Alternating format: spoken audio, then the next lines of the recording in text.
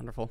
Hey everyone, it's us, and this is being done live, so there's not going to be any edits or anything like that, as the video is coming out a bit late, but it's a very, very big patch, so I'm not totally sure exactly on what is going to be happening in it. So we'll end up seeing what's happening. So 12-11 nerfs are, wow, there's 12 champions actually getting nerfed. There's system adjustments. There's 3 champions getting adjusted, and 14 champions getting buffed. Okay, wow. And then Bel'Veth. So Bel'Veth is really interesting. I'll probably talk about her. She's probably, yeah, okay. She's going to be the first thing up. So Bel'Veth is really weird. You guys probably already know, well, maybe only certain people know because I was streaming her at really weird hours. I played a couple dozen games of Bel'Veth on PBE, and versus like Twitch chat, I had like a 30% win rate on Bel'Veth, which I think is really, really, really bad. I felt like the champion could not reliably clear in terms of, like, there's just so many other junglers that can clear so much faster. They can actually lap her in the jungle, which is really problematic. She can't duel champions because she needs to use quite literally all of her abilities to clear, which is a problem because her abilities cooldowns are really, really high. The other thing about her abilities is her Q, when it ends up going on cooldown, let's say that you leave a camp and you only have 2 Qs up, depending on which direction you're running, if the enemy jungler encounters you, you actually don't have your Q to dash away. So there's problems with that. I do not believe that there is any champion in the jungle who, if they're even with Bel'Veth, Bel'Veth is able to 1v1 them. I do not believe that there is a champion that is a actual possibility. I just do not think that it is an actual thing. Bel'Veth's ability to actually clear neutrals, such as Dragon and Herald and, you know, things of that nature, without Emax, I believe, is actually way worse. It doesn't matter about the enhancement on the Q and everything else. The sustain and everything and how free and easy it is to kill things with the E is really, really scary on Bel'Veth. The other thing about Bel'Veth is the itemization. A lot of people think that, like, it's fine that she's like a scaling champion, and she's kind of like a level 21 Kayle if you can end up reaching late game. The passive makes it so that she's forced to stay inside of the jungle. You can't really play her in mid or top lane because she's way too dependent on the passive item, or her passive stacks, whatever, that give her the attack speed, because without it, she ends up feeling really, really, really bad. So even though she's a champion that likes gold, likes levels, etc., she can't really afford, it seems, to move into mid or top lane. The other thing about Bel'Veth that is really bizarre is she does not benefit from recipe items the same way that other champions do. What this means is that she's extremely dependent on the completion of the item itself.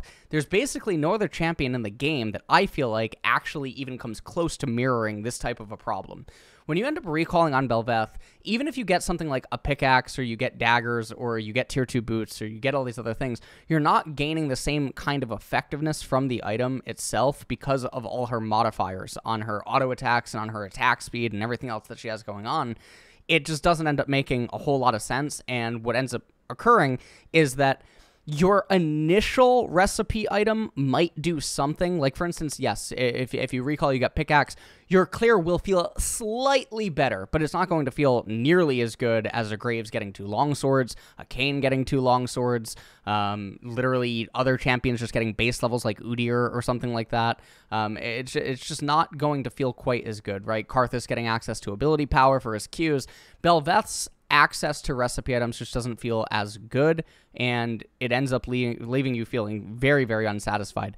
What this ends up meaning is that in addition to her getting lapped inside of the jungle, even when she starts completing, you know, the mini items like Recurve Bow or something like that, or getting the Berserkers, she still just feels like she's suffocating because she needs to complete the whole item. When she finally does complete the whole item, typically inside of the jungle, despite being pretty much only able to be power farming, if she's up against another power farmer, such as Karthus, Udyr, Shyvana, you know, these types of things, she's going to be behind, because not only she's going to be behind in levels, they're also farming faster than her, so they already got access to their item. So you would think that Bel'Veth would probably be able to contend even without having access to maybe the same amount of gold or the same levels, because she's just being able to be out cleared and all this other good jazz. But it ends up not being the case. So I don't really know what Riot's game plan is with this. I think, and this might just be another Viego situation, which is something that I guess people reference with me when it comes to champion predictions. They'll cite the one reference and they'll ignore all the other ones. Bel'Veth, unless it's like a Viego instance, I think she releases at somewhere in the 30% win rate window. The other thing about her is that she has a clear that I don't know if I have some sort of damage to my skull or what, but I wasn't able to do her 315 clear on PBE because apparently you have to cancel auto attacks with Q, and the ping was just way too high as it's near 200 ping, and I was not able to ever consistently do that. She has a full clear that exists at 315 that you can apparently consistently do, and it's obviously really good, and it's very important that she's able to do that full clear at 315 so that she's able to go to Scuttle Crab and actually potentially have the ability to contest it. Now, depending on who her mid or her top laner is, sometimes she's not able to contest it, and she'll end up getting double crabbed anyway, depending on who the enemy jungler is. But the reason that the 315 clear is so important is because it's not an easy thing to do. It's actually pretty complex. It's very, very easy to mess up with her Qs, and it's also very easy to mess up with her auto attacks being woven in.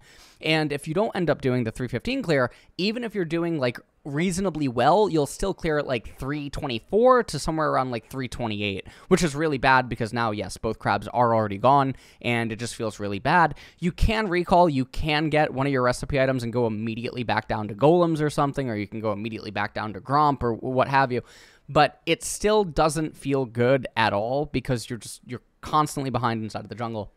The other thing about Bel'Veth, and I know I'm spending a lot of time on this, but it's actually because I'm shell-shocked that there's no mention of Bel'Veth getting buffed or anything else inside of this patch, and I don't understand it.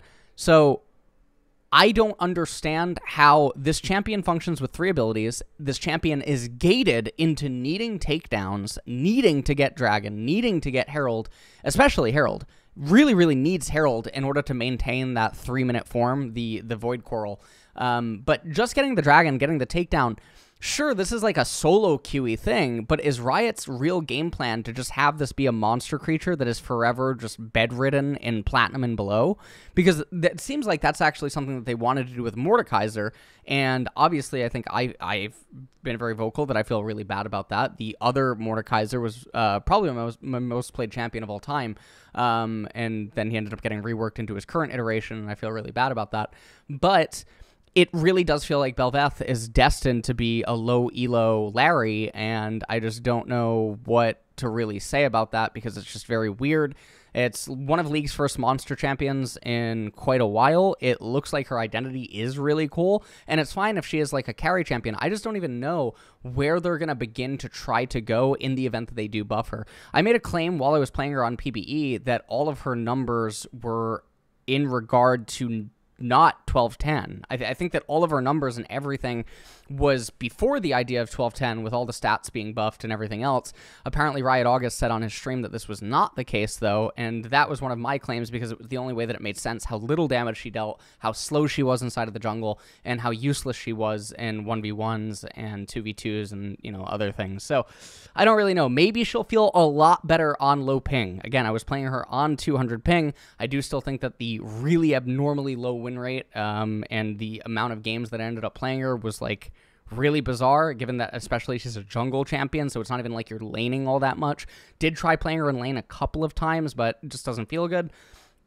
Her builds are a little bit weird. There is clear differences between E and Q max, and it seems like a lot of people just hold very strong convictions about that, even though they've probably never even played her.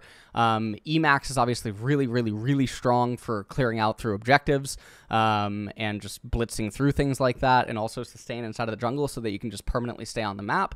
And then Q obviously has its own type of utility to it. But everything just feels a little bit weird. That is going to be it for Bel'Veth. Maybe this is going to be its own separate clip on what is going on, and obviously this is coming from 1211. I think on release, she is sub 40% win rate. I know that there are some people in my chat that are high MMR players that also think that she's probably going to be around 30 to 35% win rate or something of that nature. I just don't know. Maybe solo queue is chaotic enough that she's fighting enough and permanently staying transformed that her win rate is artificially inflated, but there is no way in the Lavender Sea that this champion could ever possibly go near competitive in her current form, and it just feels really bad. But anyways, Aphelios, passive attack speed and lethality will, with rank up, increased. Bonus attack speed 6 to 36% to 7.5 to 45%, just getting an extra 9% on the attack speed. Very cool, basically getting an extra rune for free. So this actually also means that because you're getting an extra rune for free, you could actually maybe take out the attack speed rune and get the 9 flat AD if you want it, which then means that you're getting 350. You're getting 350 gold or like 325 gold or something like that instead of like 275 if you want to min-max the gold efficiency or something like that. Bonus lethality 4.5 to 27 to 5.5 to 33. That's obviously really good as well. So I think that, I think this is very nice when he ends up getting into the later stages. Obviously, you guys already know I'm a huge fan of Aphelios, and I like whenever he is viable. Brand, passive percent health burn decreased. Brand, 2.5% of maximum health over 4 seconds. Detonate damage, 10 to 14% to 9 to 13%. At levels 1 to 17. So Brand is getting tagged really hard. I will say that, yes, his abilities and the way that he functioned with everything, with Liandry's and with Demonic Embrace and everything, Brand is in a really good spot. I did start playing him yesterday for the first time in mid lane, and I got to see the mana change buff that they ended up giving to him, and he is really hard to move once he has Lost Chapter. He is just perma-casting his abilities on waves, and he is never going so that is a really cool thing. Maybe Brand mid is a viable thing, and if that's the case, I don't think that these nerfs are really going to be that problematic. I think they're kind of justified in the sense that it is guaranteed that he will get to Demonic, he will get to Liandry's, he will get to Rylai's. So we'll see. But apparently this is not the only nerf, because above, I do believe I saw Liandry's, so we'll see. Caitlyn, QAD scaling decreased early and increased late. Mana cost increased early and decreased late. E base damage increased and cooldown decreased. Q, Piltover Peacemaker.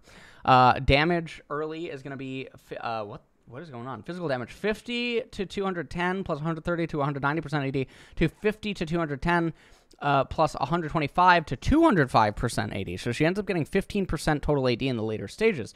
Mana cost is going to be 50 to 90 to 55 to 75. So it's going to be more spammable later. So the main thing you guys already know when I talk about this stuff is going to be the rank 3. So the rank 3 is 160, 165. So level 5 here, she's already starting to feel a little bit more value. Now, I do wonder how this interacts. Historically, Caitlyn had a build where she would end up going Serrated Dirk and she would go Collector. The reason for this was because if you went Last Whisper, your Q would not be able to actually one-shot the back wave at level 9, but with Serrated Dirk, it would actually be able to one-shot the back line at level 9, and that would end up accelerating Caitlyn's pushing power.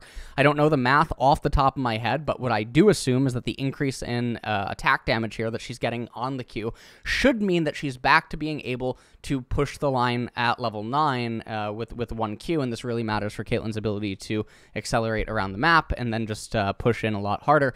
But yeah, I do not know the math off the top of my head, so I don't know if this is actually still a possibility, but it looks like it would be just because it's such a large increase in damage.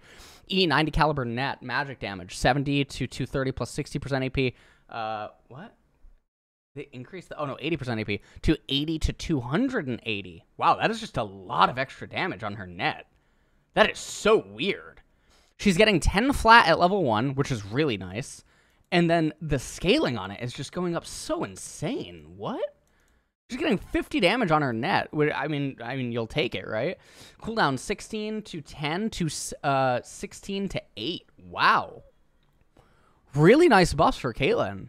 Fizz, health growth decreased, mana growth increased. Fizz, the title trickster has been keeping his head above water, but his big mana cost feels pretty bad in extended combat. We're giving him more to work with in the later game, but also bring down his tankiness so he doesn't get too playful out there, okay? Health growth is going to go down by 6 per level, so I think that's not the end of the world. So yeah, his health, he's going to be missing about 100 at level 18. Mana growth, however, is going to go up by 15 per level. He's getting a lot of extra mana in the later stages. So I guess he gets 2 playful tricksters for free. That's the way that you can end up reading this, is that he gets 2 playful tricksters for free in the later stages of the game. And I think that's a fine trade-off. You lose 100 HP, you get 2 playful tricksters. The 2 extra playful tricksters probably equate to more than 100 HP in terms of EHP. So I think that's all good. Okay. Gragas, QAP scaling increased, cooldown decreased, E cooldown decreased. So this is important for Doran's ring starts. So 80 to 240 plus 70% to 80 to 240 plus 80%. So okay, well, I guess the Doran ring start doesn't actually do that much, right? You get 1.5 more damage on his Q. Cooldown 11 to 7 to 10 to 6. Now that one's really big. Getting 1 second shaved off is massive.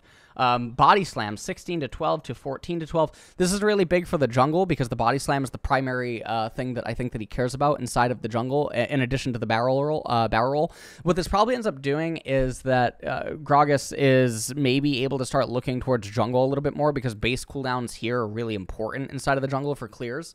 So that's really, really nice, as well as the increase to ability power. It would probably mean that he does have to go for the Everfrost variation and then maybe continue on with, like, AP, but I think that would end up being fine because he's getting a lot more damage, a lot more utility. Okay, Gwen. W cooldown increased. Bonus armor MR decreased early and now scales with ability rank. E cooldown refund from first basic attack decreased. Gwen has been getting hit, man. Hollowed Mist.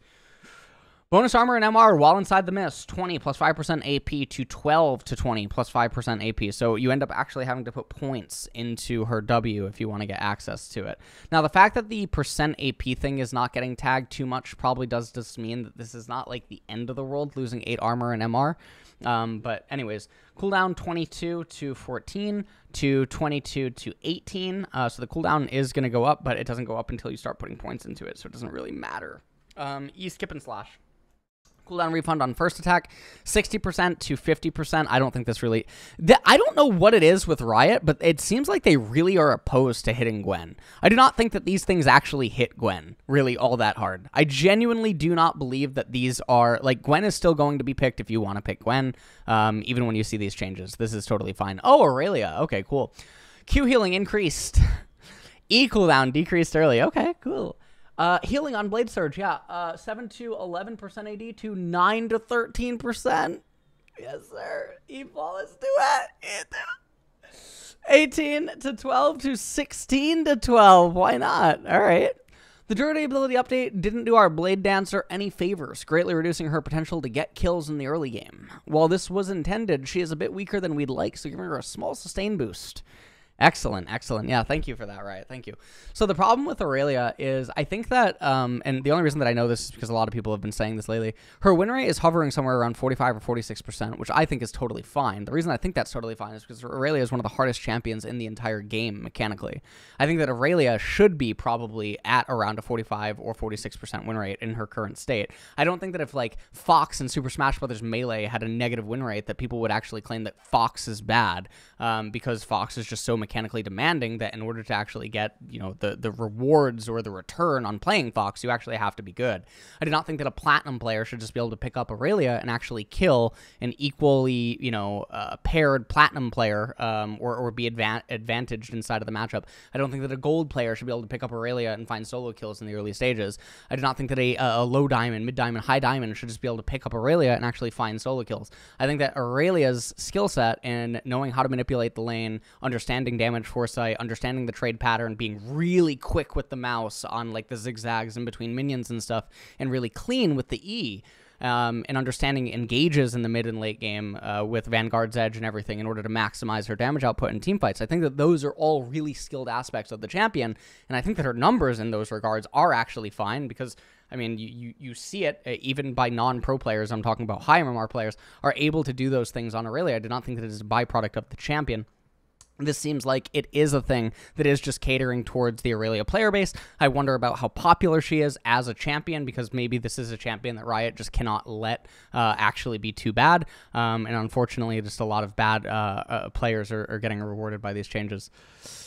Kayn, Q damage decreased in Darken form. Okay, Darken form has been reaping quite a lot of benefits from the durability update. Yes, it has. With all these changes walking around with more health and whatnot, pulling some power from his Q to help him find balance. Okay, Q reaping slash Darken form, 65% AD, plus 5.5% per 100 bonus AD, target max health. Okay, what? Wait, his Q deals target max health? Huh? Coach, by the way. Wow. Okay, plus 5 point. So, I mean, he probably gets 200 bonus AD, so it probably means that he's losing 1% of the target's max health, which then converts into a little bit of healing missing, but I mean, imagine that Ross is still really good. Kog'maw. So this was the champion. If you guys watched my last patch rundown, or if you watched my streams the last like 2 weeks, I said this would probably be the best champion in the game on 1210 for 80 carry. Alongside like Senna. What did I say? I said Kog'Maw. I said Senna. I think I said Vayne. I think I said Philios with Enchanters. I'm trying to think about like what else I ended up saying. I think that those were really the primary ones, right? Anyways, it's nice to see Kog'Maw being forcefully noticed, apparently. Q armor and MR shred decrease. Passive attack speed decrease. W% max health, damage on hit decrease. So he is just getting smacked. Caustic Spittle. Armor and MR shred 25 to 33 to 23 to 31. Passive bonus attack speed 15 to 35 to 10 to 30. Wow. W. Bio Arcane Barrage. On hit percent max health. 3 to 70% to 3 to 6%. Yeah, he's just getting tagged really hard. Do I think this is really going to stop him? No, absolutely not. I think Kog'Maw has been way too good of a state for way too long, and as long as you draft proper team compositions with him and enchanters and stuff, it's just going to be fine. He's going to learn how to get out of the laning phases and stuff. Lee Sin, base AD increased, Q damage increased. Okay, Lee Sin has been struggling to consistently snowball his early lead since the durability update. Good. So we're rolling back some nerfs implemented in 12.7 to help him find his footing again. Okay. Base AD, 66 to 68, Q Sonic Wave, Resonating Strike. Sonic Wave. So 50 to 150 plus 100% bonus AD to 55 to 155 plus 100% bonus AD. Resonating Strike minimum damage is going up by 5 flat, and then Resonating Strike maximum damage is going up by 10 flat. So not the end of the world. He'll end up probably dealing maybe like an extra auto attack of damage inside of ganks, which I guess that is kind of valuable early on. Lilia, base health decrease, passive damage decrease. So the base health being decreased doesn't really matter as long as you're really good with the healing and everything. Passive damage decrease is really sad though, but again, her items have been like they're good. So base health is going down by 25. That does not really matter at all. That is super fake. That is actually fake news. The only time where this could ever matter is in mid and top lane. Which is like the tank burn Lilia that appears in tank in top and mid lane. Dream Dust damage, 6% plus 1.5 per 100 target max HP to 6% plus 1.2 per 100 AP target maximum health. Okay, I mean, it's fine. It's totally fine. It's totally fine. She's totally fine with the items. Mastery, HP growth decreased, E base true damage on hit decreased. Makes me feel really good to see all these champions getting tagged. Okay, so I thought Yi would be really good as well on 1210. Health growth is going down by a negligible amount. Well, I mean, I think it's a negligible amount for Master Yi. I do not think that only losing 100 HP on someone who's resetting inside of his Q and has the W and everything. This is very akin to like Fizz up above, right? I do not think that it really matters. Bonus true damage on hit, 30 to 62 plus 35% bonus AD to 30 to 50. That's really big. Oh, that's painful. Turns out that when a tanky champion can deal true damage, it's a little strong. We're taking down Yi's durability and true damage. That feels really bad. I mean, the issue is with Yi is that much like some other champions, I think that like for competitive viability, really needs an entire team comp drafted around him in order for it to be good. I do not think that he has any merit inside of like mid and top lane, you know, being a laner or anything like that. So I'm not really sure how to feel about that.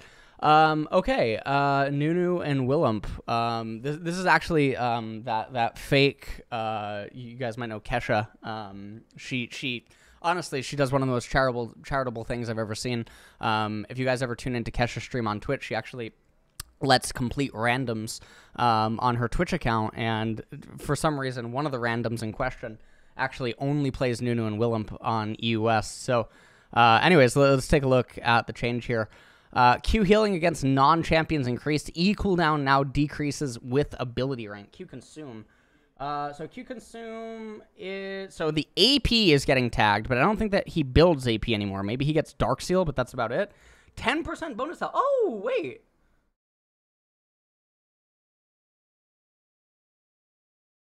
Oh. Okay. So his AP from like the Dark Seal is going down. But I don't think he builds AP anymore. So getting 10% bonus health. So he gets 4% extra bonus health on his heal. That's really nice. Healing against champions. So the AP is going to go down a lot again, but the bonus health is going to go up. So yeah, if you build full tank Nunu, he's healing more again. Okay. E Snowball Barrage, and I mean, even if Dark Seals is only AP item, I mean, it's totally fine. E Snowball Barrage, 14 seconds at all ranks to 14 to 10. Why? Oh, that's really spammable, but I guess mid and top lane Nunu isn't really a thing anymore. But yeah, I would say that's a lot more spammable now. So these are really nice changes for Nunu. Okay, Olaf. Passive maximum lifesteal value threshold increase. Q damage increase. Minimum recast time decrease. W cooldown increased. R passive armor and MR decreased. Okay, passive. Berserker Rage, 22.5% maximum health to 30% maximum health. Lifesteal 10 to 30% to 8 to 25%. I don't think that these are... I don't think that these are massive nerfs. Just reading them, like, I don't think that it's going to prevent you from playing Olaf, is what I mean. Q undertow damage, 60 to 260 plus 100% bonus AD. 270 to 270 plus 100% bonus AD. Okay. I don't really know what to feel about that. Minimum time between casts, 3 to 2.5. So they're increasing his damage. They're increasing his damage on his Q? I don't understand, but they're reducing his sustain. Tough it out. So his W cooldown, yeah, they're increasing his damage on his Q, but they're reducing his sustain and making him a little bit less tanky. I mean, I think this is totally fine. I haven't actually seen Olaf in top lane, I will be honest, although I've only been back to, like, playing solo queue 2 days after, like, a really long break. But I haven't, yeah, I don't know. I mean, I imagine that Olaf will show up in competitive in top lane. I don't think that he's as good in the jungle as he is in top lane, and I think he has a lot of good matchups in top lane, so I'm excited to see what'll end up happening, but yeah, I mean, we'll definitely see. Okay, so Rakan, Q healing increased, W cooldown decreased, E mana cost decreased, shield strength is going to be increased. Rakan was hit pretty hard by the durability update, given his heavy use of shields and his reliance on getting takedowns with his CC. Something much harder with more durable champions. We're giving him back what he lost plus a little bit. Oh my god. Q Gleaming Quill. 18 to 90 to 30 to 150. What is going on? W Grand Entrance. Okay. 18 to 12 to 16 to 10. Battle Dance is going to go down a lot as well on mana, and the shield strength is going to actually go considerably up. So I think that this is all fine. I think that these changes are fine. Levels 1 to 18 does. I mean, he's getting a little bit of damage, but, like, let's be honest, supports normally don't go above level 12. In most cases. W Grand Entrance, the cooldown going down considerably. I mean, I think that, yes, he is getting a little bit of attention. I don't necessarily think that it is, like, super massively impactful. I do think that it's totally fine that, like, Riot gives back to some champions after the durability update. I know that there was, like, that Reddit thread that said that, you know, give it a few patches and the durability update would be undone with all the buffs and stuff the champions are going to get, but I don't think that's actually the case. I think that Riot has to just pick and choose the champions really well. Oh my god, I see Rise.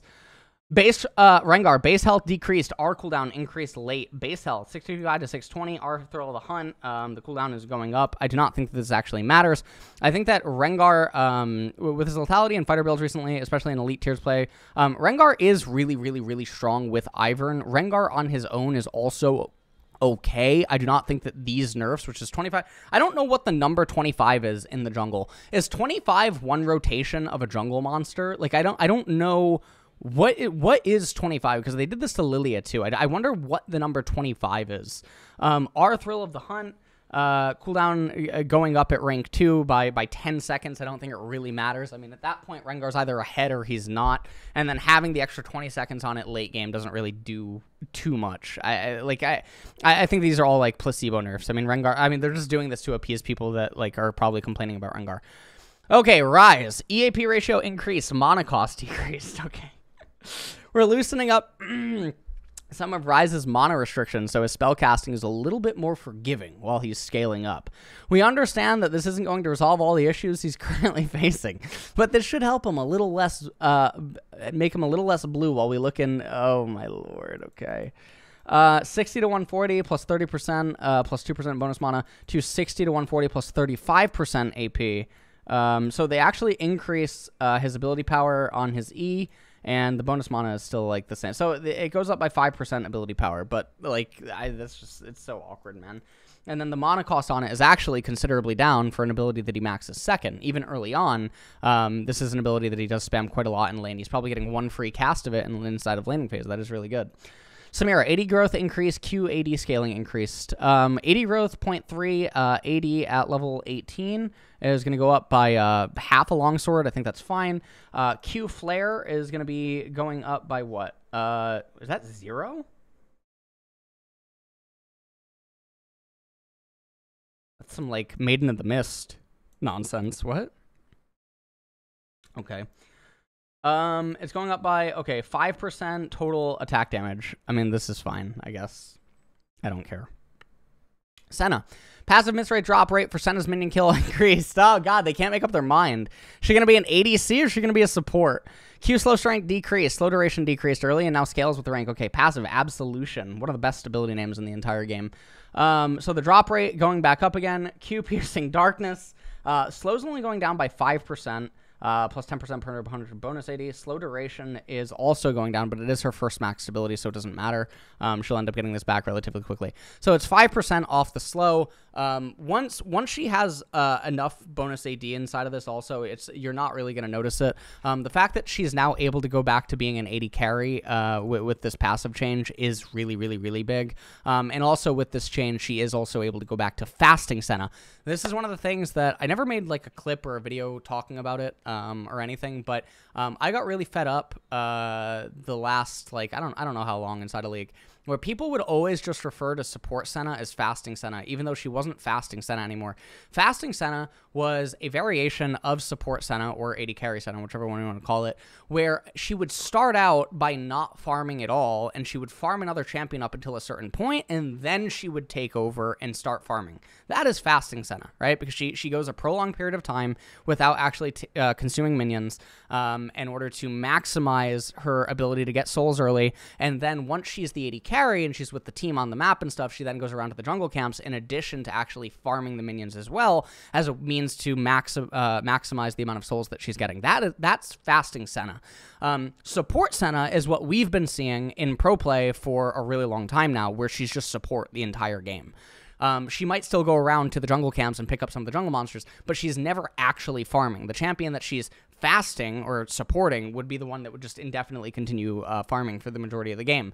Now with this change, you get the possibility to have fasting Senna actually come back. Whether or not it actually does happen inside of a game, at least the possibility now exists, whereas before it wasn't possible because of the soul ratio on minion kills.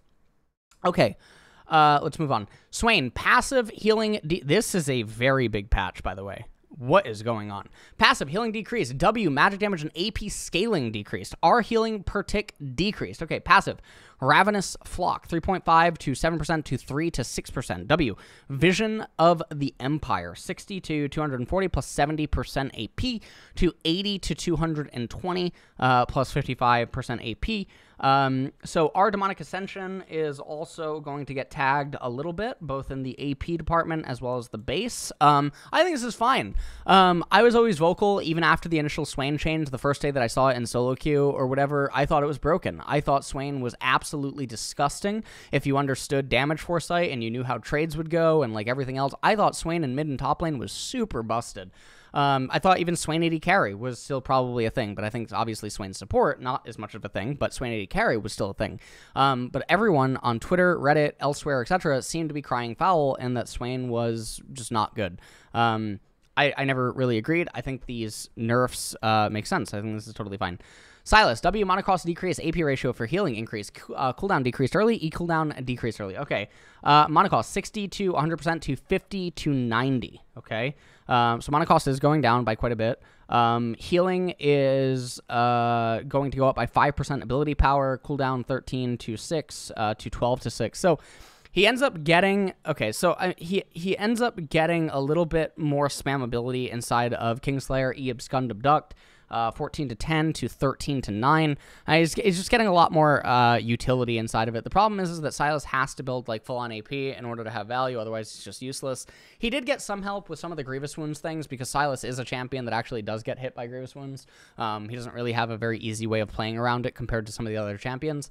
So, I mean, Silas is getting quite a lot of direct and indirect love. Okay, Tom Kench. This is not something I was expecting. Passive magic damage on hit increased. Q heal increased. R shield strength increased. Bonus magic damage on hit is going to go up by 2 at level 1. Wait, what? Oh, no, it's not. It's just going up by 1.5% bonus health. Okay. Tongue Lash. Heal upon landing. 10 to 20%, plus 3 to 5% missing health, to 10 to 30. And the missing health is going to stay the same. So the flat amount is all that's going to be actually going up. Our Devourer shield strength is also going up, but this is also fake news. You guys have already heard me talk about this a million times over. You can go through 100 Tom Kench support games and watch his Devour casts on teammates and watch when he spits out the teammate and check the amount of times that the shield is either even touched or actually chewed through entirely. It is one of the most placebo changes, at least for competitive play, that Riot can ever possibly do. Because once shields are like at a certain threshold, people will just ignore hitting the champion because they know that the shield will end up falling off, and it's not worth to dump cooldowns or something into it. The only champions that'll still hit champions through the shield are like champions that have lifesteal or something going on, and they're like auto attack centric and they're not losing anything by autoing them anyway. These changes are like sort of whatever. I mean, maybe Tom's getting a little bit more HP inside of laning phase, but besides that, not too much is going on. It's fine. Taliyah, oh my lord. Base health decrease, passive updated, Q damage decrease, E damage monsters increase are updated. Honestly, I might have just let out a sigh, but like these are the patches that I was missing, man. These are the patches of giant size that we've been missing. And honestly, I'm glad. I hope 12-12 looks identical. I really do. I really do. 20 damage removed from base stats, base health, 570 to 550. Q threaded volley is going to be 6.5 to 2.5. One rock, 38 to 130 plus 50% AP to 40 to 120 plus 50% AP. Okay. 5 rock damage, 38.8 to, what are these numbers? To 338, 100%, 130%. Okay, so basically Taliyah's damage in mid-late game is just being knocked down. E-Ravel Earth now deals 150% damage to monsters, so they're trying to make her a jungler. Taliyah can no longer cast R-Weave as well within 3 seconds of dealing non-proc damage. What? Fix a bug where Taliyah would be unable to reactivate and destroy her wall if she took damage while the wall was up. Okay. So they're just trying to make her into a jungler. That's really all that's happening here. And I think that's fine. I think that's totally fine. They're just trying to make her into a jungler, and I think it's fine. I think that she's still going to kill you in most cases in mid-late game anyway. I do not think the damage that she's missing here is going to be problematic or like enough to stop her from killing you in the same rotation. That's sort of the thing I mentioned before about assassins with the overkill. But yeah, okay. Tarik, Q healing increased, mana cost decreased, and no longer increases with rank. E cooldown decreased, stun duration increased. Okay. Tarik hasn't been the radiant gem that he once was, so we're giving him some large buffs that should help him thrive in an extended combat situation, to help him shine in the new meta. Q Starlight's Touch. Heal per charge, 25 plus 15% AP plus 0.75% of Tarik's maximum health to 25 plus 15% AP plus 1% of Tarik's maximum health. What? Mana cost 65 to 85 to 60 at all ranks. That's... wow. Okay. That is, that's actually really weird. Okay, so this is an ability that he used to put 2 points in. So he used to put 2 points in it because of mana. So he couldn't sustain it. So he used to put 2 points in it, but now he's only going to have to put 1 point in it. I mean, he might actually be able to put more points in it.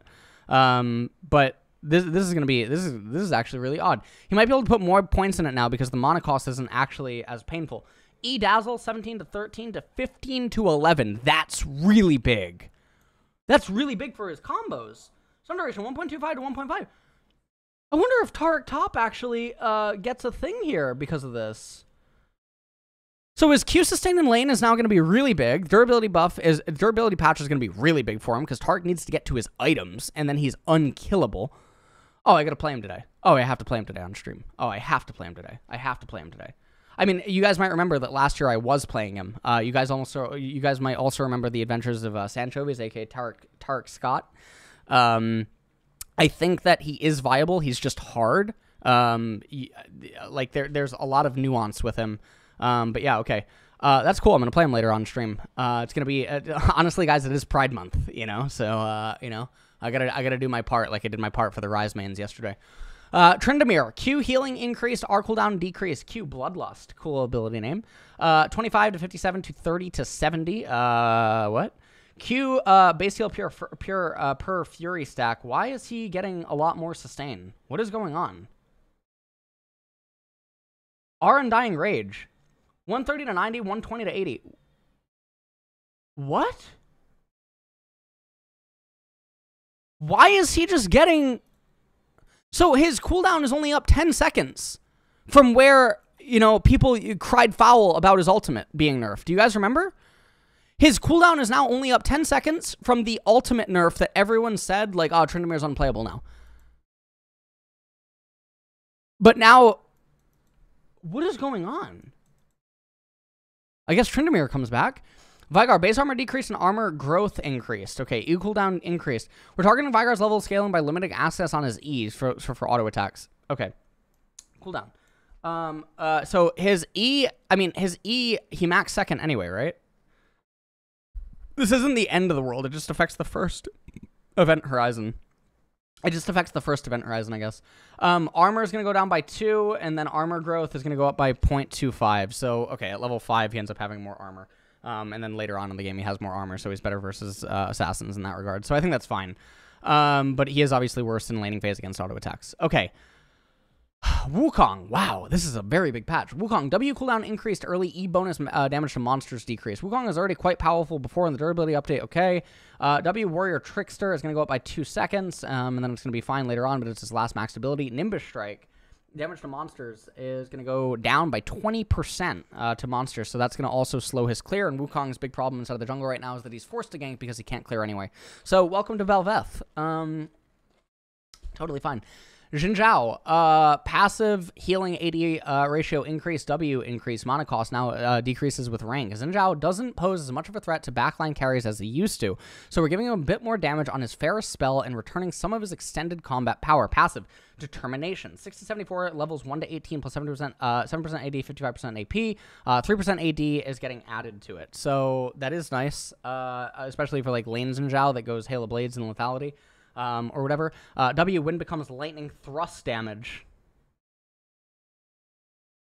40 to 180 plus 60% AD, 50% AP to 50 to 190, so it's getting 10 flat, and it's getting 10% increase to AD, and it's getting 15% increase to AP, but I don't think there's any AP variations, unless he, like, starts Doran's Ring, but even then it's such a negligible amount of damage. Mana cost is also going down with points that you put into it, so that is really good. These are, all in all, these are very, very good Xin Zhao buffs. Okay. Zeri, Q, also, oh god, see, I'm starting to get lazy because there's actually so many changes.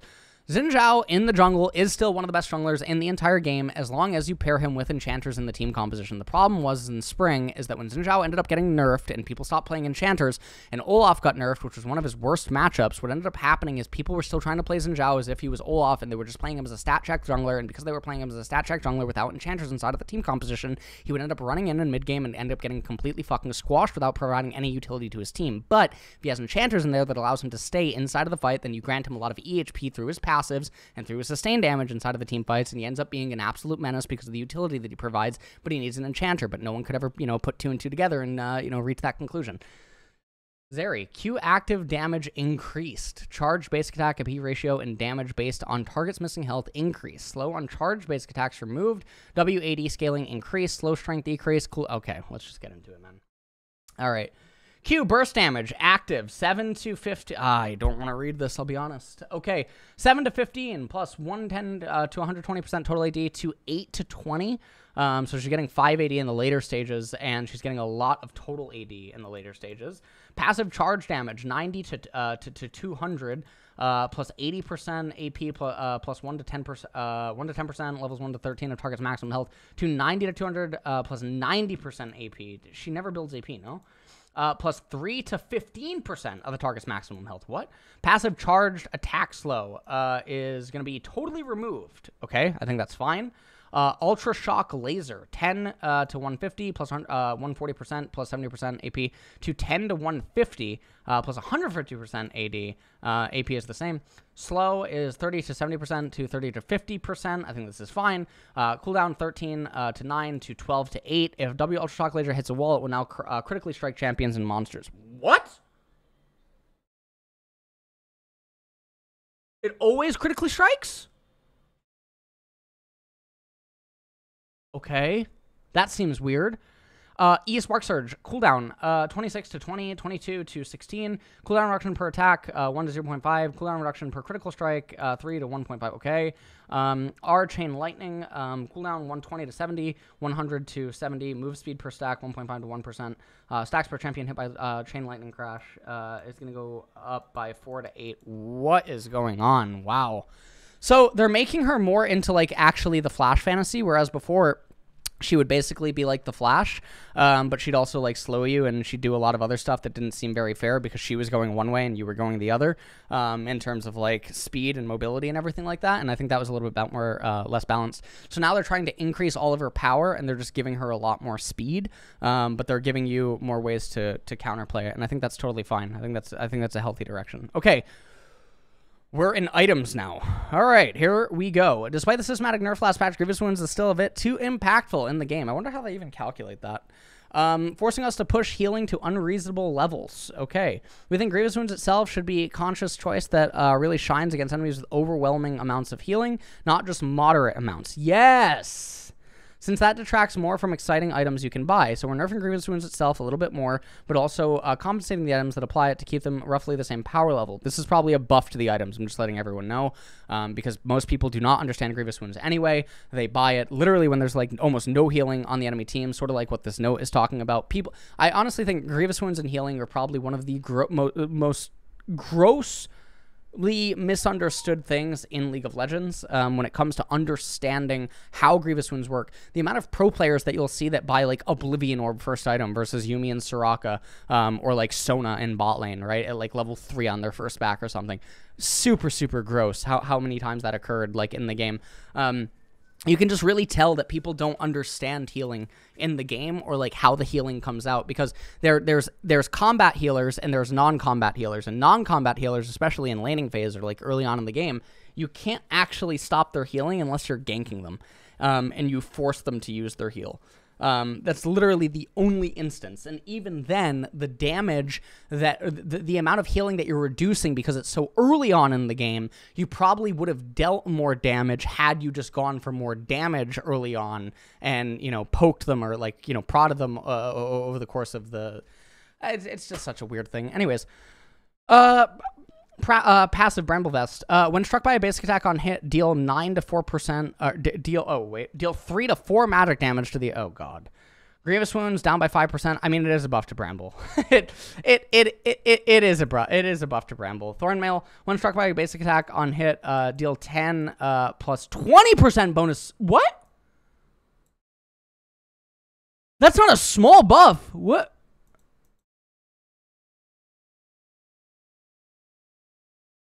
That's huge for Malphite. That's huge for Malphite and any tanks. What is going on? That is so much damage. Executioner's Calling going up by 580. That's a massive buff for Executioners. Massive, massive, massive buff for Executioners. Mortal Reminder. Sepsis. Basic attacking the champion while they remain affected by Grievous Wounds 3 times to 2 times increases the effect. Okay. All right. Chempunk Sword up by 10 AD, Ability Haste up by 10, Empowered Grievous Wounds down by 10%. I mean, this one's probably a nerf because this item is so bad. This one I think is probably a nerf. This item is really bad. This item is terrible. I think this one's probably a nerf. Ability Power being up by 5. Wow. So this actually now this is a buff because this is almost now rivaling Blasting Wand for less gold. You spend so much less gold, like 2-3 minions, right? 2-3 minions less gold in order to get 5 less ability power, and you get the Grievous Wounds active. This is so much better than Blasting Wand now for its power, and I don't even think that it's close because sometimes they actually will build into the same item that you're going for. But anyways, Morellonomicon, ability power going to be up by 10, health up by 50, Grievous Wounds down by 10. I think this is probably a nerf. Morel is a really specific item. And then Chemtech Putrefier, this is a nerf too. So these are both nerfs. So the extreme anti-healing magic items, which I imagine that, like, their users apply it a lot easier than, like, you know, the Thornmail user. The Thornmail thing is really interesting. So I guess the Thornmail kept its Grievous Wounds unless this is, like, a mistake. Thornmail probably kept its Grievous Wounds, and it just got a lot of extra damage, but that's really big. Oh my god, what did they do? Okay. We're turning AP Mythic. We're tuning AP Mythics with a holistic approach to bring their power levels closer. No, man. Okay, 60 to 70. Okay, 60 to 70. For Crown of the Shattered Queen. Okay, that's fine. That's good for Cossadin. Slow root duration 1.5 to 1 second. Same for Orin's. Okay, this is fine. This isn't really a nerf. Oh my god, they hit Leandri's. Oh my lord. So they hit it just by 10 flat. They hit it by 10 flat, but like for burn users that constantly keep reapplying it, obviously they hit it for a lot more. This is a lot of damage missing. Ability haste is going up by quite a considerable amount. This is actually really big. So it's going up by 10. That's really nice. Cooldown per champion. So cooldown per champion, 40 to 30 seconds. Same for Orin Master. What? No. What? Ability power up by 7. An Orin Masterwork item was nerfed. So the regular item is nerfed and the Orin Master... What is going... Oh, no, sorry. What? Why do they do this? Okay. Balmy Cinder down to 1,000 gold. That's really big for tank junglers. Wow. Oh, wow, that's really big. That is literally an entire camp less that they have to do. Frostfire Gauntlet combined cost is up. That's fine. Health is up, though. That's fine. Yes, I'll take 100 gold for 100 extra HP. Wow, tank junglers are all being buffed. Well, tanks in general are just getting buffed. Abyssal Mask, 5, okay. Knight's Vow, ability haste up. Ronduin's armor, Spirit Visage. Wow, these are all really great changes. Okay, so the image is missing. Thank you, Riot. Death Stance Defy, 120% bonus AD. Blade of the Rune King, lifesteal, 7 to 8%. Okay, so Aurelia is just, yeah, okay. Maw of Malmortius, cooldown, 60 to 75 seconds. That's fine. Stark's Gauge, bonus AD, 45% base AD. Oh my god. So now it's going to be even more hilarious when next week LCK and LEC and everything else resumes, and I still watch people building Hullbreaker on Steric Gauge base champions where Sterics would just give better stats. This is going to be it. This is absolutely, this is the icing on the cake. They have just lubricated my vocal cords for what's going to happen on co-streams and live viewing, so that I can, you know, I can get more ready. What was that? What? Gore Drinker, 5 to 7 ability haste per legendary item. That's fine. Kraken Slayer. Kraken Slayer has naturally gone up with extended combat trades. True. So we're tapping down the third stack. Okay, so it's losing 10 plus 5% bonus AD true damage. That actually really hurts. Umbral Glaive is going up by 5 seconds. I think that's fine for solo queue, but the item for competitive is just really weird. Outer turret damage is going down by a negligible amount, so I don't really think that matters. Demacia Cup, Clash Demacia Cup. So for people who are on Patreon or support on Patreon, this will be the first time that I release a patch in 2 patches, I think, where there will be tier lists for Clash and solo queue that'll exist on 12.11, because 12.10 was way too large of a patch to do anything, and obviously 12.9 didn't have enough changes. Behavioral systems. End of game chat is now opt-in. You'll only see messages from other players in the post-game lobby if you click on the chat icon and enter a chat message. Clicking on the chat icon will turn off on player. Okay, this is all fine. And now we have the upcoming skins and chromas. This looks very interesting and cool to see that Riot did remove the plagiarism thingy that they did, where whoever was in charge of the Battle Boss Bel'Veth skin obviously stole the bar from another artist. If you guys didn't see that Reddit thread. Ocean Song Ash. Yeah, this one's not doing it for me. This one's not doing it for me, but honestly, she has a great stomach. I will be completely honest. She does have a great stomach. Okay, what is this? Yone? Ocean Song, Yone, Nidalee, and Seraphine Splash. Yeah, okay. I mean, the dog is feeling, this dog right here is, you know, I think he's feeling victorious. And then what is this? Prestige Ocean Seraphine. This is actually a really pretty skin. I think the colors on this are absolutely beautiful. This is an absolutely beautiful looking like skin, like splash art. This is super, super, super pretty. What a beautiful looking skin in terms of colors and everything. And that is pretty much it. So that is it for the patch rundown. I'm not going to recap this one because there's just way too many things to go over. And then I think that's pretty much it. Maybe because I didn't do a competitive tier list for MSI, I'll do it before summer starts as its own like little video. Because obviously I'm going to do solo queue and clash, which has nothing to do with competitive on Patreon. And then the Bel'Veth thing will already be a separate video. So that is it for the patch rundown.